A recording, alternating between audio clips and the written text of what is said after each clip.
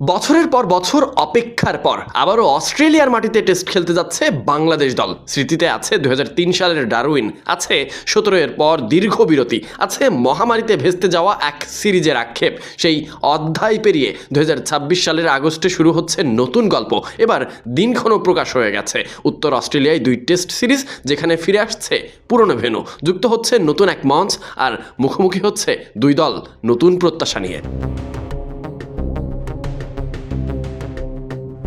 অস্ট্রেলিয়ায় আগস্টের শুষ্ক মৌসুম, আর সেই সময়ে আবার মুখোমুখি হতে যাচ্ছে বাংলাদেশ এবং অস্ট্রেলিয়া।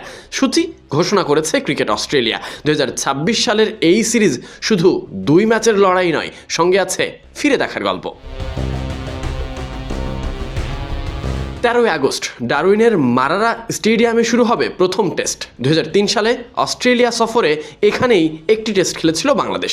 খালেদ মাহমুদের নেতৃত্বে সেই ২ ম্যাচের সিরিজে দুটোতেই ইনিংস ব্যবধানে হারতে হয়েছিল টাইগারদের। তারপর দীর্ঘ বিরতি, আবারও সেই ডারউইন, তবে সময় বদলেছে, দল বদলেছে, অভিজ্ঞতাও বেড়েছে, আর নতুন দলটা নতুন গল্প লেখার অপেক্ষাতে।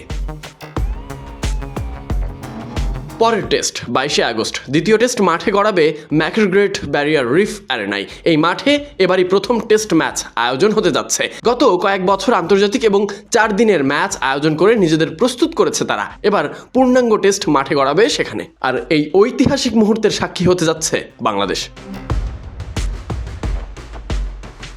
পুরনো স্মৃতি ঘাটলে এটিই হবে অস্ট্রেলিয়ার মাটিতে দ্বিতীয় টেস্ট সিরিজ। ২০১৭ সালের পর দুই দলের মধ্যে এটাই প্রথম টেস্ট সিরিজ। ২০২০ সালে বাংলাদেশের সিরিজ হওয়ার কথা থাকলেও করোনা ভাইরাস মহামারীর কারণে তা বাতিল হয়।